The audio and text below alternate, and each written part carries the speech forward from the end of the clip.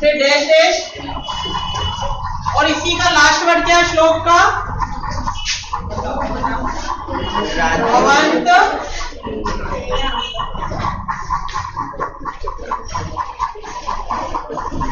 भवंत पेया।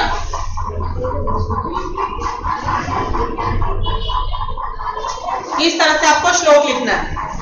कोई से भी श्लोक का आप अनुवाद लिखेंगे तो पहली लाइन इस तरह से बनेगी श्लोक की। पूरा श्लोक नहीं लिखते हैं, समय ज्यादा लगता है ना।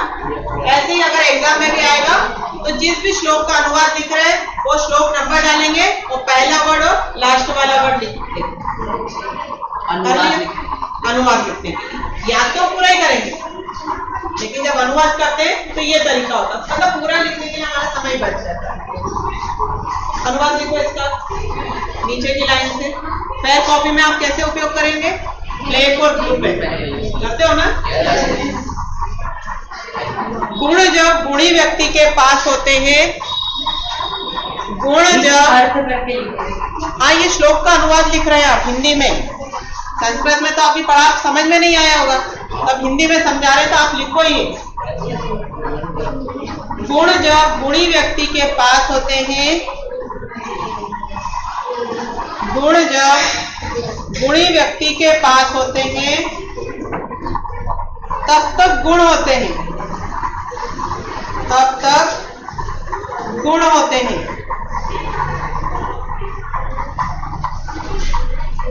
परंतु जब वे गुण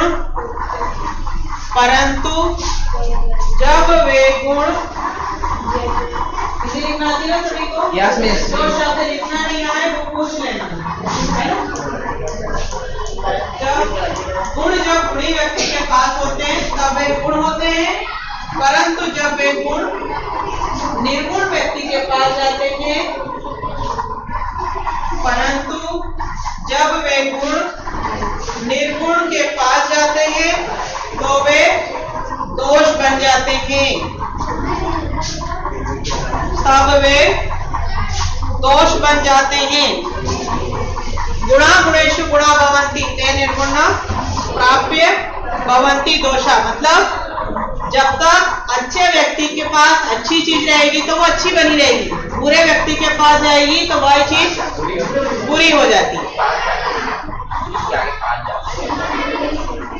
परंतु जब वे गुण निर्गुण के पास जाते हैं तो वे दोष बन जाते हैं, है ना। अभी तक तो वो गुण है, गुणी के पास जाए तो गुण रहे, है ना। निर्गुण के पास जाके वही गुण दोष बन जाते। जिस प्रकार साफ व स्वच्छ जल वाली नदी, जिस प्रकार, उसी श्लोक का अनुवाद है। अभी आपने लिखा कि गुण जब गुणी व्यक्ति के पास जाते हैं तो गुण रहते हैं, लेकिन वही गुण जब निर्गुण के पास जाते हैं तो दोष बन जाते हैं। अब उदाहरण, जिस प्रकार साफ व स्वच्छ जल वाली नदी, नदी देखी सभी ने, नदी में सभी स्नान करने भी जाते हैं, उस पानी का उपयोग भी करते हैं, पीते भी हैं, है ना। मतलब बहुत पवित्र मानते हैं नदियों का जल। जिस प्रकार साफ व स्वच्छ जल वाली नदी जब समुद्र में मिल जाती है, जब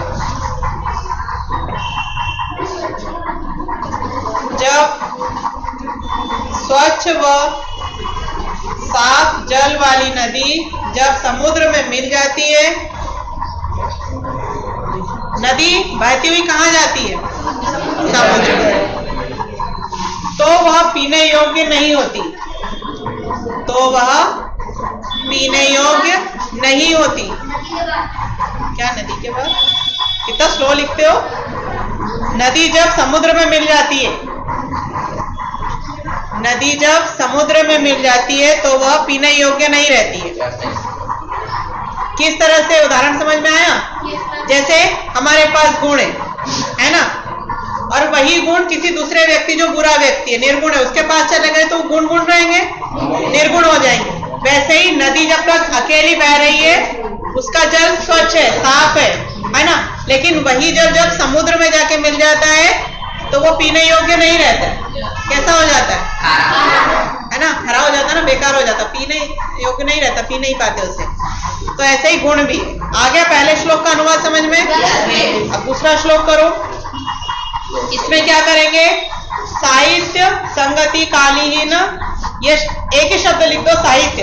जब संस्कृत में बड़े वर्ड रहते हैं, 3 या 4 वर्ड एक साथ लिखते हैं, जैसा पहला लाइन पूरा एक साथ वर्ड है, पढ़ने में है ना डिफिकल्टी होता है ना, तो क्या करेंगे? इसे तोड़ लेंगे। तोड़ने का मतलब है अलग अलग कर देंगे शब्द को, है ना। तो साहित्य अलग कर दो, साहित्य करके डैश डैश करो, पशु नाम कर दो। सेकंड 4th लाइन में क्या है? पशु नाम। हो गया श्लोक? चलो पढ़ो तो बेटा। सेकंड श्लोक क्या है?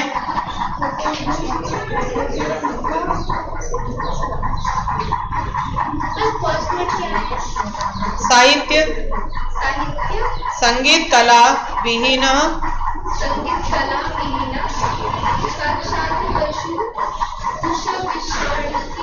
विषाणहीन तृणम तृणम खादनपि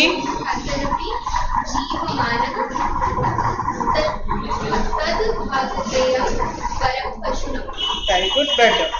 लिखो इसका अनुवाद। साहित्य संगीत, कॉमा समझते हो ना, हर वर्ड के पीछे कॉमा लगाना। साहित्य के पीछे कॉमा, संगीत कॉमा कला, साहित्य संगीत कला आदि से विहीन व्यक्ति,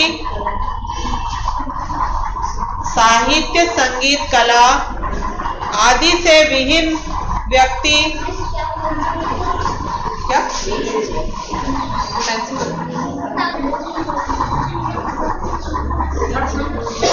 हाँ, 30 नंबर है ना, सेकंड के बाद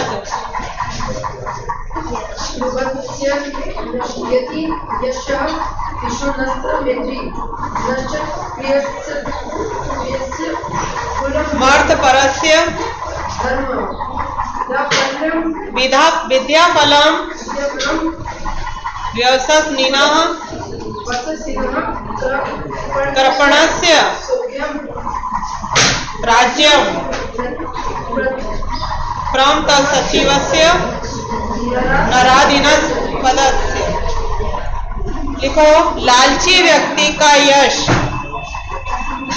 आप लोग अगर आपस में बातें करोगे तो हम 4 बार बोलेंगे तो भी आप क्या मैम करोगे, इसलिए जो हम कह रहे हो वही सुनो, पास वाले का मत सुनो। लालची व्यक्ति का यश, चुगलखोर की मित्रता, कॉमा करना है ना यश के बाद, चुगलखोर की मित्रता। लालची व्यक्ति का यश,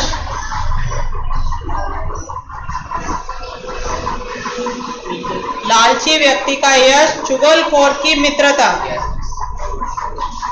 हो गया। अकर्मण्य व्यक्ति का वंश, अकर्मण्य, अरे यार 3 बार बोलते हैं बेटा, थोड़ा स्पीड बढ़ाओ, ऐसे एक चैप्टर भी कंप्लीट नहीं हो। और की मित्रता आप लोग मत लिख लेना ना, थोड़ा उनको बता रहे हैं। अकर्मण्य व्यक्ति का वंश कैसे लिखता है? अ लिखा, क म ण और य, ऐसा। अकर्मण्य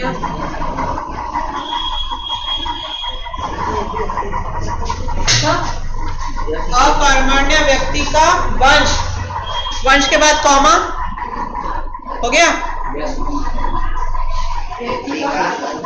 वंश, अकर्मण्य व्यक्ति का वंश, धन के लोभी व्यक्ति का धर्म, धन, धन के लोभी व्यक्ति का धर्म, धन के लोभी व्यक्ति का धर्म। हो गया यहां तक। बुरी लत वाले व्यक्ति की विद्या, बुरी लत वाले की विद्या, कंजूस का सुख, विद्या के बाद कॉमा करना है ना, कंजूस का सुख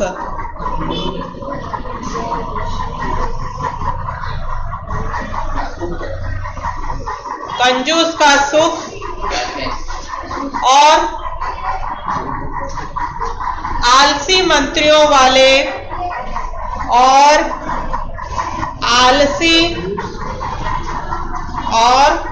आलसी मंत्रियों वाले राजा का राज्य, आलसी मंत्रियों वाले राजा का राज्य नष्ट हो जाता है। एक बार और पढ़ रहे आप लोग, अच्छे से देख लेना ना। लोभस्य का मतलब क्या होता है? लोभी, लालची।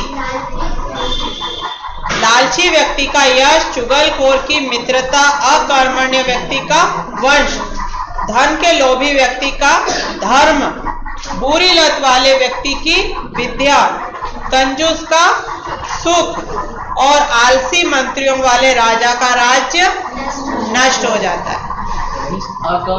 अगर जो कोई लालच करता है उसके यश प्राप्ति होगी। यश यानी प्रसिद्धि, है ना। अगर हमें लालच है, हमने कोई विधायक खड़ा किया, है ना। अभी जो विधायक है, हमने वोट दिया, खड़ा किया 5 साल के लिए। किस लिए खड़ा किया?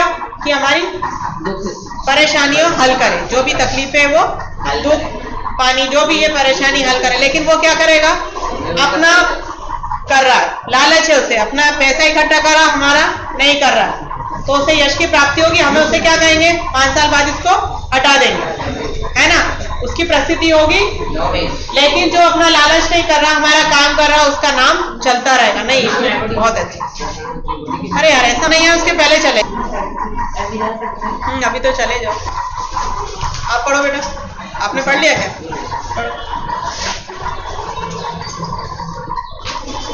Second page. हाँ, चौथा।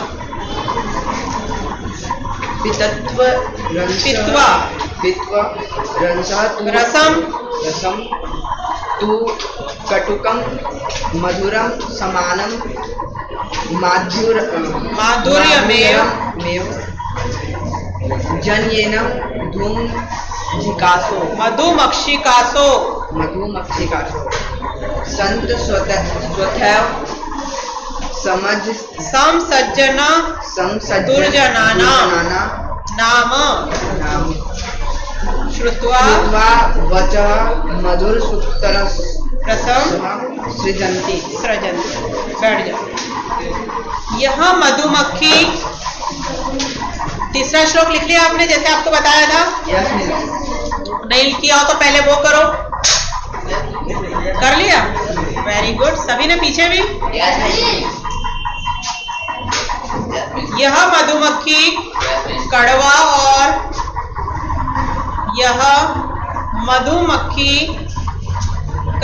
और मीठा रस।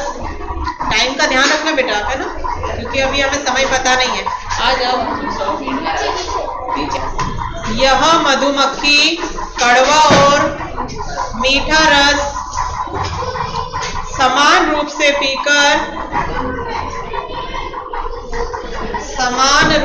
पीकर मधुर रस का ही निर्माण करती है। मधुमक्खी क्या करती है? जो रस इकट्ठा करती है, कड़वा और मीठा दोनों ही पीती है ना। लेकिन कौन से रस का निर्माण करती है? सिर्फ मीठा, मधुर, है ना। यह मधुमक्खी कड़वा और मीठा रस समान रूप से पीकर मधुर रस का ही निर्माण करती। यहां तक हो गया। उसी प्रकार संत लोग सज्जन और दुर्जन की बात समान रूप से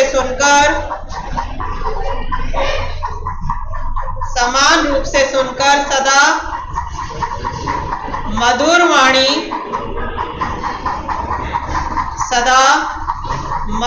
वाणी बोलते हैं। प्रकार मधुमक्खी मीठा और कड़वा है ना, मधुमक्खी क्या करती है, मीठा और कड़वा दोनों रस समान रूप से पीकर मीठे रस का ही निर्माण करती है। उसी प्रकार संत या सज्जन व्यक्ति दुर्जन लोगों की बातें और सज्जन लोगों की बातें समान रूप से सुनते हैं। अच्छे व्यक्ति की बात सुनेंगे और बुरे व्यक्ति की बात सुनेंगे, लेकिन सदा कैसी वाणी बोलते हैं वो, मधुर वाणी है ना, अपना आचरण अच्छा रखते हैं। चलो आगे आप पढ़ो बेटा।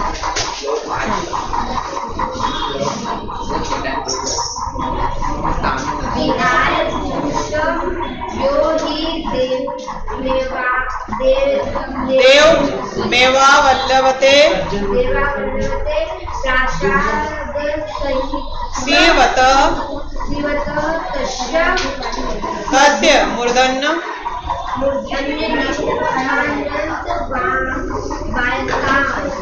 बैठ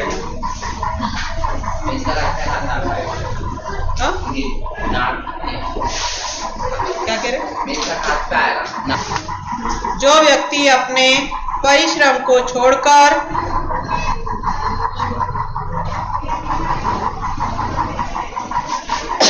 जो व्यक्ति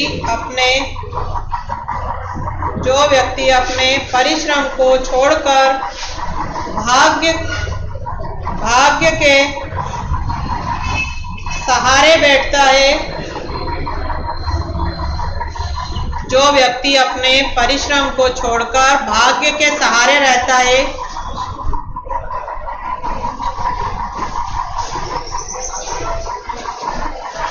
उस व्यक्ति की स्थिति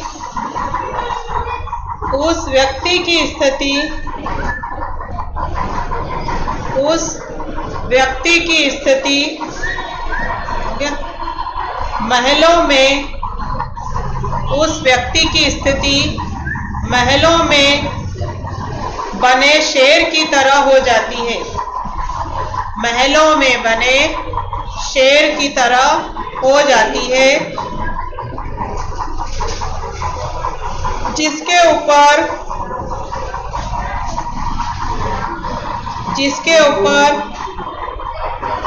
कौवे बैठते हैं। कौवे एक बार और सुन लो, मिला लेना अपना, किसी का छूटा तो नहीं है। जो व्यक्ति अपने परिश्रम को छोड़कर भाग्य का सहारा लेता है, उस व्यक्ति की स्थिति महलों में बने शेर की तरह हो जाती है, जिसके ऊपर कौवे बैठते है ना। शेर के ऊपर कभी कौवा देखा, जीवित शेर के ऊपर कौवा जा सकता है नहीं, लेकिन अगर किसी मकान पर, गार्डन में, कहीं भी उद्यान में कहीं पर भी शेर बना है, उसके ऊपर कौवे पक्षी बैठ जाते हैं। तो जो व्यक्ति अपना परिश्रम छोड़कर सिर्फ भाग्य के सहारे बैठता है, उसकी स्थिति ऐसी ही हो जाती है। अगला पढ़ो, चलो आप।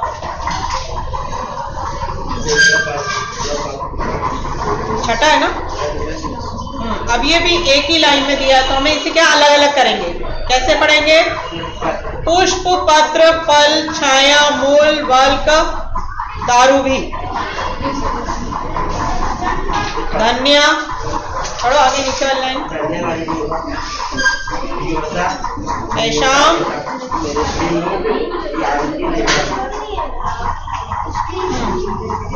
लिखो। फूल, पत्ते,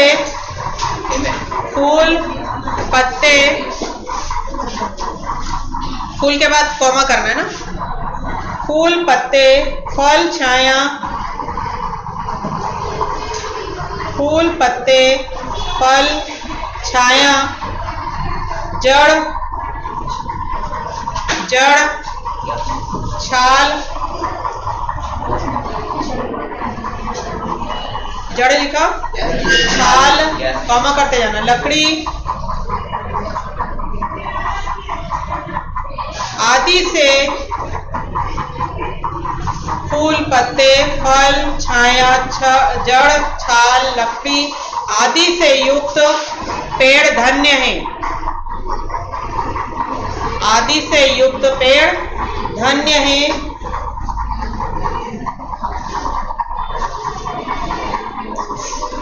जिसके कारण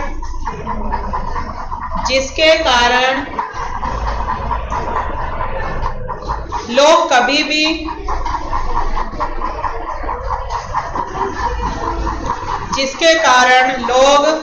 भी निराश नहीं होते, जिसके कारण लोग कभी भी निराश नहीं होते,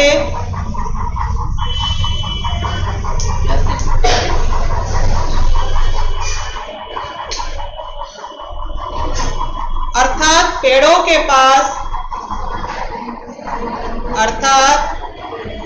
के पास देने के लिए बहुत कुछ होता है,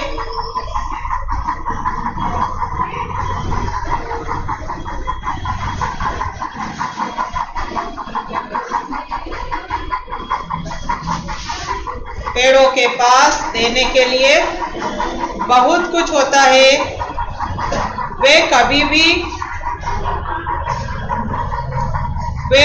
भी किसी को खाली हाथ नहीं लौटाते हैं, वे कभी भी किसी को खाली हाथ नहीं लौटाते हैं।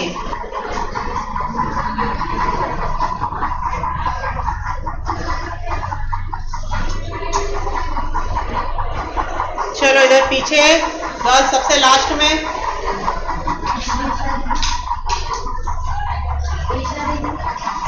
पढ़ो।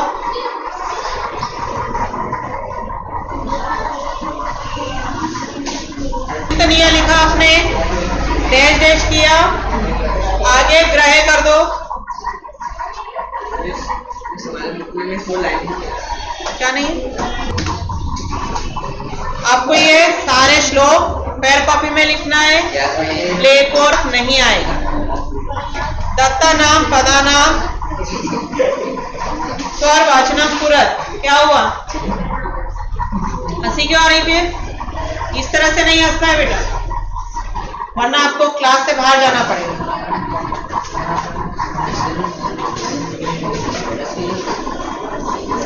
पदानाम स्वर वाचनम पुरत। ये जो पद है इन्हें स्वर में पढ़ना है आपको जोर से, ठीक है? तो ये फेयर कॉपी में करने की आवश्यकता नहीं है, सिर्फ पढ़ने के लिए आपको पहला क्वेश्चन। तो फेयर कॉपी में नहीं होगा। सेकंड देखो, श्लोकाशु रिक्त स्थानानि पुर्यत।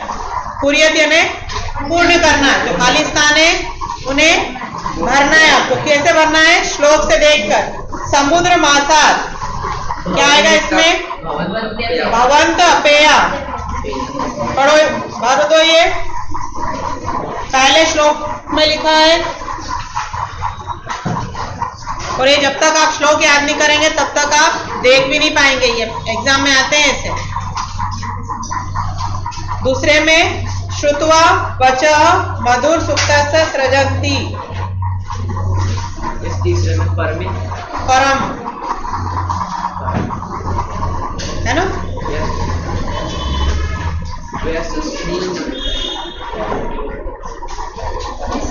दूसरे श्लोक का है ये। तीसरे में परम आएगा, चौथी लाइन में लिखा है, देखो।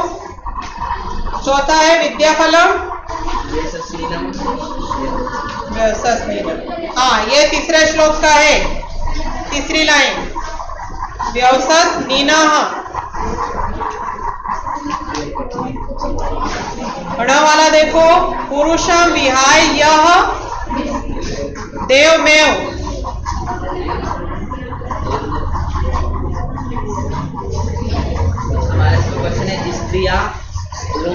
ये वाला नहीं है क्या? इनका मतलब क्या होता है? एक शब्द में, एक वाक्य। इसके बाद एक क्वेश्चन। एक वाक्य मतलब सेंटेंस में लिखना। अभी आपको एक शब्द में उत्तर देना। पहला है व्यसननि किम नश्यति विद्याफलम।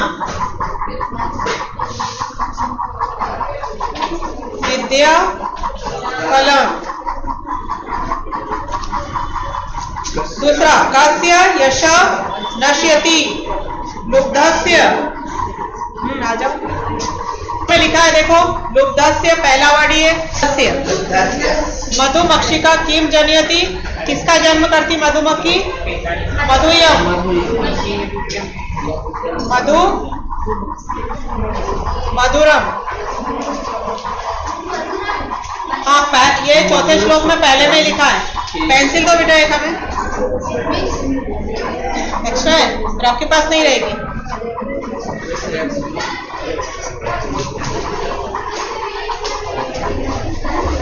संतः विसर्ग लगेगा, विसर्ग यानी दो बिंदी हाकी। संतः अर्दिना केभ्य विमुखा न यान्ति महिरूप्य, महिरूप्य। ये इसमें देखो शब्दार्थ, ये आपका जो छठा श्लोक है। हाँ, मगर लिखना कैसे है? मही, माही, रमेऊ की मात्रा, हा में ए की मात्रा, भ आधा और य। ठीक है, मही रूप्य। चौथा प्रश्न, अधोलिखित तद्भव शब्दानाम कृते पठात चित्वा संस्कृत प्रदानी लिखत। तद्भव शब्द करके पाठ्य में जो शब्द आए हैं संस्कृत में लिखना है। कड़वा, कटुकम, कंजूस का तो दिया है कृपणा। कड़वा क्या हो जाएगा? कटुकम। पूछ का पुच्छ, इधर प में बड़े हुए, इधर छोटा हो जाएगा, है ना। ऊपर चंद्र बिंदु, आधा च, फिर छ, हा की विसर्ग। हा की विसर्ग यानी दो बिंदियां पीछे। पुच्छ हो गया। लोभिका, लुब्ध, आधा ब और ध, हा की विसर्ग लग जाएगी। मधुमक्खी का मक्षिका, मधुमक्षिका। तनिका तृणम, तृणम, ता में आधा र, ण और म, तृणम। ऊपर चंद्र बिंदु लगाया। हाँ, तृणम। पांचवा, टाइम तो नहीं हुआ। अधोलिखितेषु वाक्येषु प्रपदम क्रियापदम च चित्वात् लिखत। अब इसमें आपको एक वाक्य दिया, उसमें क्रिया और कर्ता छांटना है। संत मधुर सुप्त रसम सृजति। अब कर्ता कौन है इसमें? संत है, क्रिया क्या है? सृजन्ति। ऐसे ही निर्गुणम प्राप्य भवन्ति दोषा, तो इसमें दोषा भवन्ति, दोषा कर्ता हो जाएगा, क्रिया क्या हो जाएगी? भवन्ति, भवन्ति। दूसरे में गुणाः कर्ता, मधुमक्षिका माधुर्य जनयत्, मधुमक्षिका कर्ता हो जाएगा, क्रिया हो जाएगा जन्य। चौथे में पशु नस्य मैत्री यश नाश्यति, इसमें मैत्री हो जाएगा और नाश्यति क्रिया।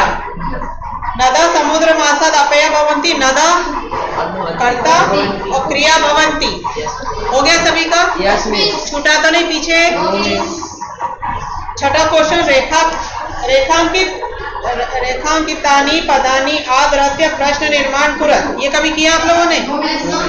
इसमें क्या करते हैं, वाक्य दिया आपको, उसके नीचे एक शब्द के नीचे लाइन खींचिए, वो शब्द हटा के आपको प्रश्न का निर्माण करना।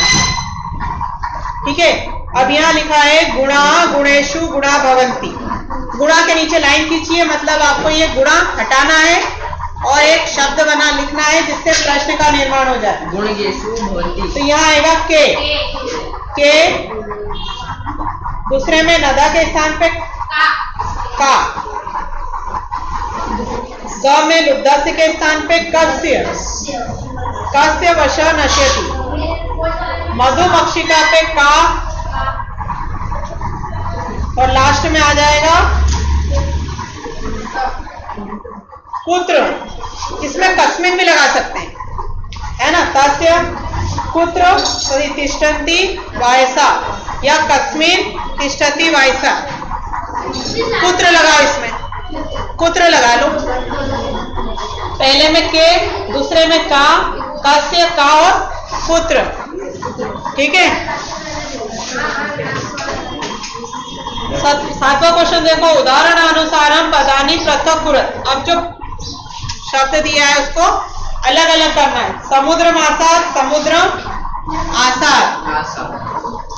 अब ऐसा है, दूसरा है माधुर्य मेव, माधुर्य एव। पीछे आवाज दे बेटा, कर लो इधर उधर मत। अल्पमेव, अल्पम प्लस एव। सर्वमेव का क्या होगा? सर्वम एव। सर्वम प्लस एव। देवमेव का देवम प्लस एव। महात्मा नाम मुक्ति, इसका क्या हो जाएगा? महात्मा नाम युक्ति। उक्ति होगा, उक्ति। माँ में ऊ की मात्रा है ना, तो उक्ति हो जाएगा। ऊ आधा, का में छोटी की मात्रा और फिर त। महात्मा नाम उक्ति। लास्ट वाला देखो, विपदामा दावे, दावे